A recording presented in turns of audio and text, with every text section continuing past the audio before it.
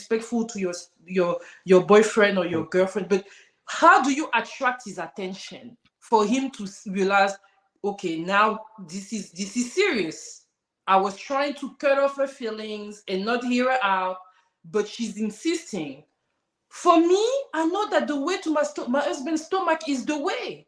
So if he knows I'm not cooking, because I know that's what he likes, trust me, he's going to say, well, okay, what's going on now? Because now he wants to talk about it. Now he wants to fix it so that he can have his rice and stew. It's not my fault.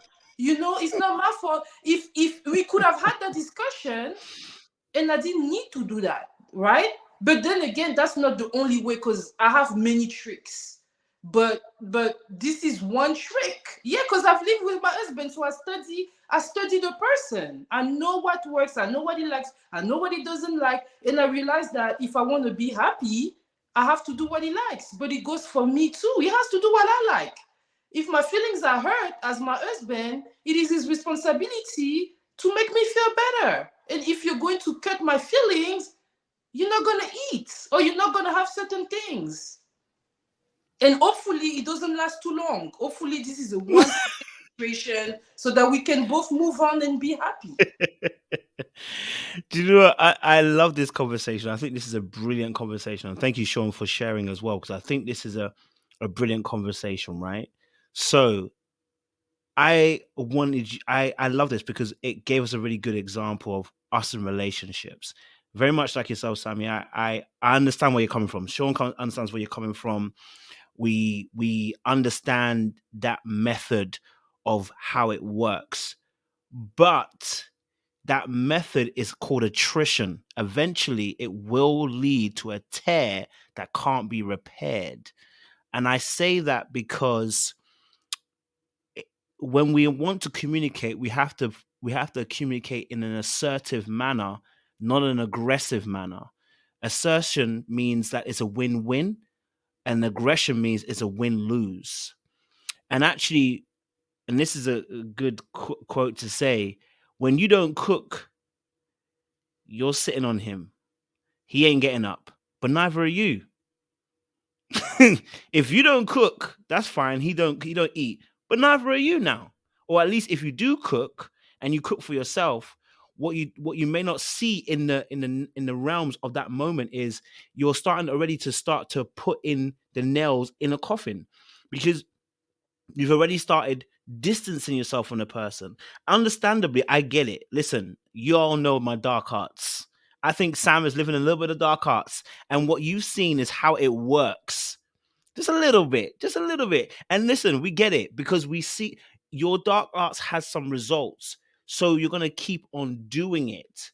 But what we're saying is, and hopefully this never happens. You know what? Hopefully this never happens. This isn't necessarily the most healthiest way to communicate with a partner. And actually, if the if is we have to ask actually some more questions to get an understanding. But what was really interesting, Sam, was when Sean was given the rebuttal, you were defiant in your position. So whilst we're looking at your husband saying he may not be listening to you, the question is, are you listening? That's how whenever I do coaching, I talk to both people. I'm like, I hear you, you got the problem. But even in the interaction with yourself and Sean, what he was trying to what you were trying to open your eyes to was, I hear you, we actually agree with you. And we actually understand where you're coming from, because sometimes that thing works. I can't lie to you. It does. Yeah, it does. I'm not gonna lie to you. If my wife ever decides not to cook, I know something's wrong. Okay, because if that's what she normally does and she ain't doing it today, I know something's wrong. But like Sean was saying, this then becomes a form of punishment rather than an assertive method of communication. And punishment eventually stops working after a while. It works at the beginning because the person is understanding to some degree. It's almost like the child that gets beaten when they're young. They get to 13, 14, you're going to beat their ass and you're going to be like, go on then, go on then, go on then. All right, cool. And it no longer works because punishment can only work for so long. So what we're saying is, in the longevity of it, we don't want the punishment. We want the assertive communication, which means sometimes there are going to be opportune ways, right, where when you are offended, and I think somebody said it the other day. It was on our men's panel 2 weeks ago. Was it Femi? She put a post up saying about how when she offended her husband, what did her husband do? When she offended her husband, she didn't realize her husband had offended. She had offended her husband. Her husband came and they had a conversation. Right? He hugged her. Right? He hugged her, and then they had a conversation about the issue. Whilst I understand the dark arts has worked for a while, there are, and like you said, there are other ways to go about this. And sometimes, right? Sometimes we have to take Femi's even here. Yes, Femi's in there. Femi's here, the one that would drop the comment the other time, right? Because she was talking about how she offended her husband at the time. And so I'm saying that in this moment, maybe an alternative look to this particular situation would be actually to surrender, not to go under attack. And how that looks like is that when we approach the situation, not to be emotionally aroused, because I can tell you're a passionate person, Sam. I'm a passionate person. Sean's a passionate person. So we are definitely going to argue our case. But do you see the respect that you have for me on this panel, the respect that you have respect for Sean, the respect that we have for you, the conversation always flows nicely. Whenever I have Sam on the panel, even if you're arguing with someone, Sam, when you argue with a guy, it was a very calm conversation. I never have a conversation with Sam and it's like, oh my God, I feel like I'm gonna tussle with Sam. Never that. What that is? That's when you're not emotionally aroused. And what that means is that when you're not at your peak of your emotions, when you feel hurt, that you're at the top of the mountain, you're coming to me at the bottom of the mountain, which means now how you approach me now even changes. Because when you're heightened at your position where you're frustrated, I'm gonna sense that. And then I get defensive. I don't know what his trauma and triggers are. I don't know what your husband's trauma and triggers are. He may also see your energy and be triggered. And then so whilst you're wanting him to draw near, right? Whilst you're wanting him to draw near, some of your actions will actually, in the long term, not short term, long term, will actually push him away rather than drawing him in. You actually want him to be drawn in. You want intimacy, not for him to go the other way. So we're saying that, and this is for men too, by the way. This is not just for women. This is men too. Approaching a situation where we are at our emotional peak doesn't often bring the right result. So it may mean that we may need to go away, take a few breaths, maybe for an hour or two, calm down. You know what I'm saying? Punch a punching bag. Okay, maybe put his face in a punching bag, punch it a few times. Okay, and then come back and be like, I would like to talk to you. And if he's there, and if he when he hears a tone, the tone is what normally gets us, because sometimes we're not in a space to.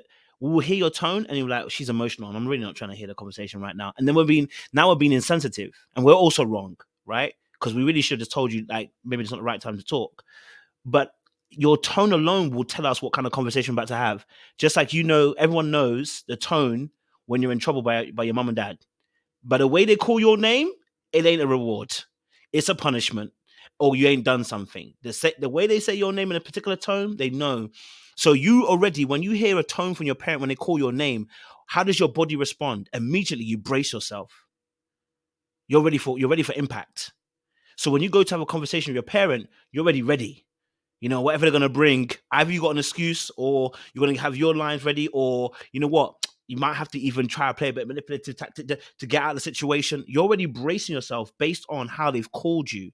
It's the same with us in relationships. Sometimes by the way that we enter the room, by the way you even turn the doorknob, we know, by the way you even paced in, forget that. The way you paced up the corridor and came in the room, we already know that something's off.